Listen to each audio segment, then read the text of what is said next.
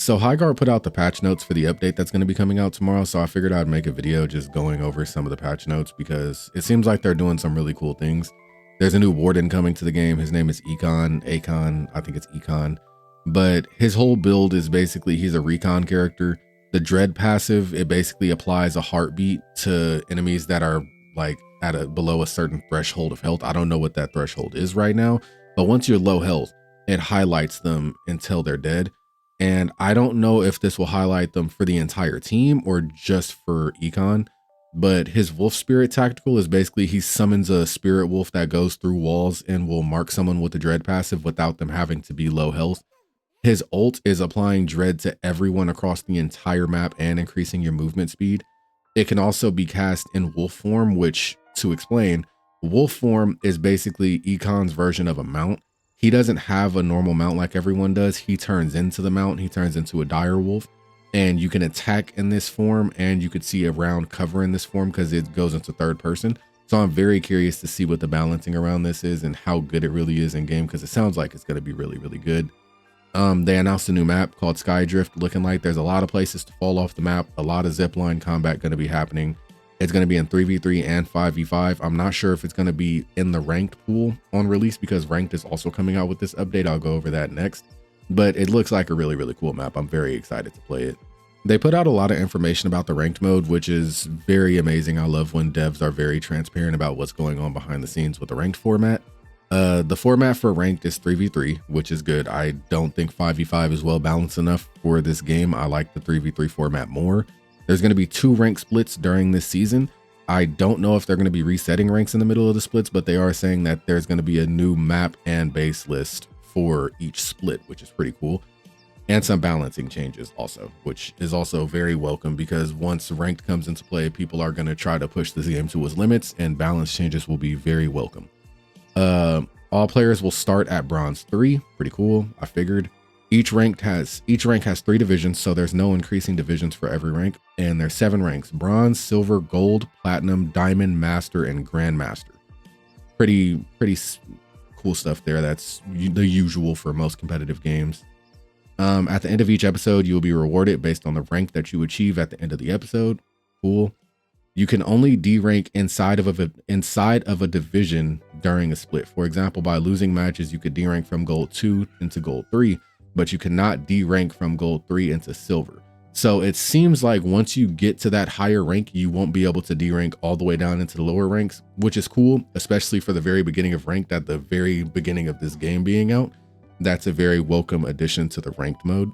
There's going to be a fairness system, which is pretty cool. It looks like you'll be able to play with teammates up to 2 tiers of a difference.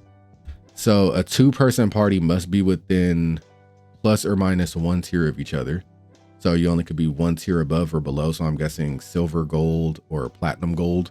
That makes a lot of sense. A full party of 3 can mix any ranks and be able to play. You will queue into the rank of the top ranked player. Okay, so you could queue literally Grandmaster, Diamond, Silver, but you'll queue into the Grandmaster lobby. That makes sense. Pretty cool, especially for full squads of people that want to play with each other, even if they're not in similar ranks at all. That's a very welcome addition.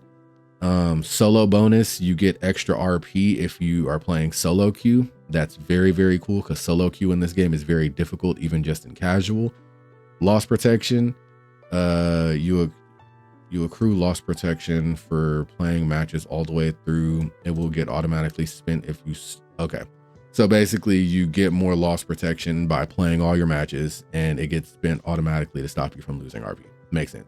Early leaver penalty is more severe for ranked. Makes sense. Leaving early counts as 2 strikes. You get 3 strikes for casual. This is only 2 strikes, and it resets your loss prevention or loss protection. Pretty cool.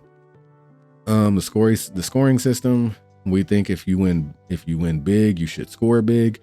Victory has 3 versions for the modifiers to apply. Overwhelming victory. This is winning with 100% base health remaining. Victory, that gives you 25. Should have mentioned that. That gives you 25.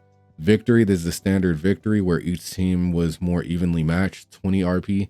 And a close victory, this is winning where your base had 35% health or less remaining, gives you plus 15 RP. For defeat, You lose 25 RP if you lose without doing any damage to the enemy team.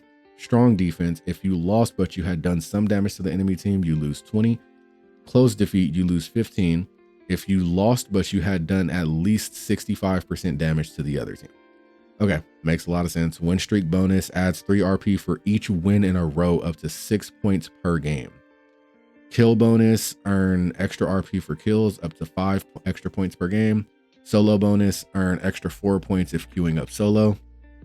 Imbalance protection, if a game is deemed imbalanced by player ranks, the favorite team will have less points to win and more points to lose, and the weaker team will have increased points to win. So if you are doing that Grandmaster, Diamond, Silver team, if you win to a team full of Grandmasters, it seems like you'll be winning a lot more RP. In order to unlock ranked, you'll have to win 10 matches in the 3v3 mode. Makes a lot of sense. If you already won your 10 matches, it already counts towards this. The ranked mode playlist will have a subset of maps and bases per split.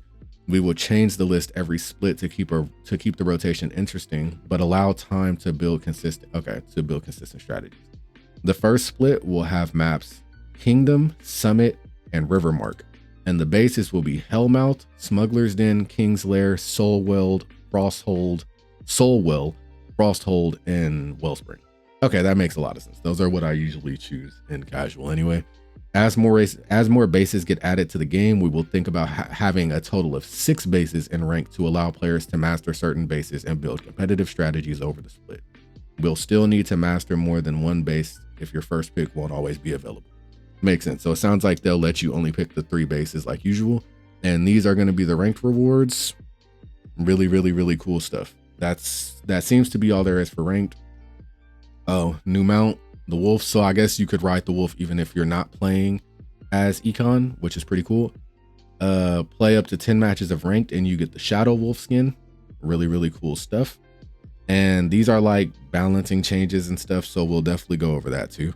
Okay, we have some gear up phase changes, better pole loot. Red weapon chest and poles now contain masterwork weapons. Masterwork weapons have improved stats within their rarity. Blue masterworks are better than blues, but still less quality than purple.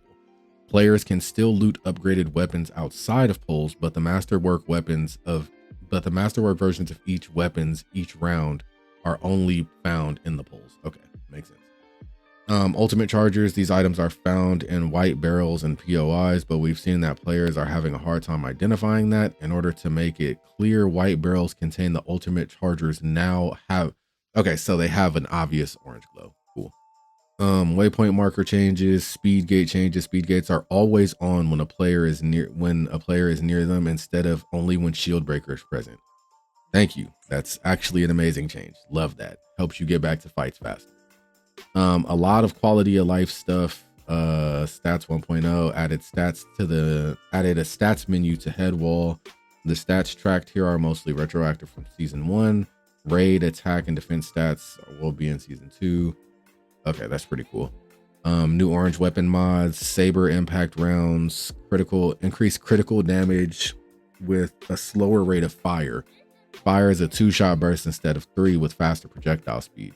That's actually really cool. Vanguard drum magazine, a much larger magazine with a slower reload.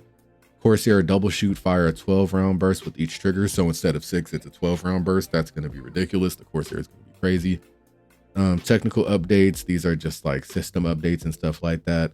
Gameplay updates. Defensive phase starts. The defensive phase has been reduced to 30 from 60. Pretty cool.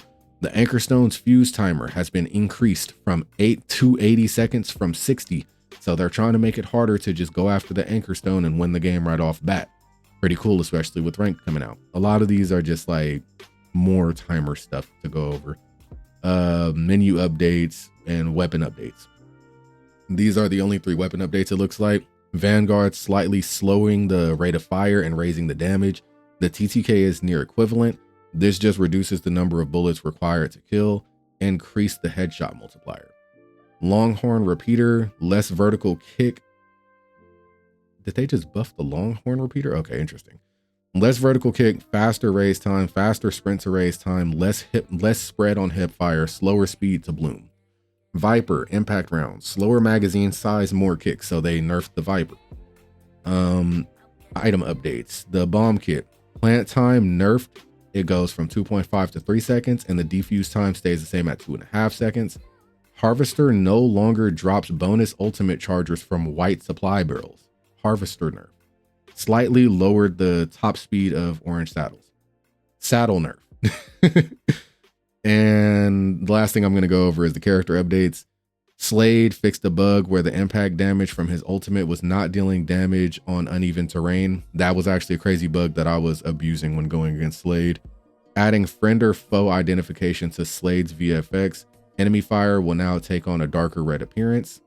Redmayne. Redmayne can, oh my God, thank you. He can break floors now because you could not break floors for some reason. Thank you so much for changing that. Redmayne's tactical now hits players more reliably. Also, thank you, because there's times when I'm aiming it straight at people and it doesn't hit. Leaping into a solid geo with Redmayne will drop him to the ground faster instead of bouncing off and floating down. Makes a lot of sense. Really, really cool stuff. Mara. Mara will now dismount automatically when casting Immortal Coil while mounted instead of getting an error message. There was an error message before? I don't know. I didn't play that character all that much. Una. Improved Una minion target acquisition speed so they shoot players faster. Fixed Una minions having larger hitboxes than intended, so they're going to make them harder to hit. Atticus. Adjusted Atticus's ultimate audio to not be occluded by Geo. This means you can hear him better in his active ultimate state, even if he's in another room. That's really good because I've been stunk by Atticus just flying through windows and stuff because he ulted in a different place, so I couldn't hear him. So that's about all the stuff that I'm going over. As you could see, there's a really, really big list of bug fixes, but this is going to be a really good patch, man. I'm very excited. This dev team is working hard. They're cooking. They've been adding so much stuff and changing so much stuff that people have been asking for. And that's really all you could ask for from a dev team. But I'm definitely going to be tapped into Highguard, especially for this ranked mode. Like, comment, subscribe. Tell me what your thoughts are on Highguard and stay tapped in for more Highguard gameplay and news in the future.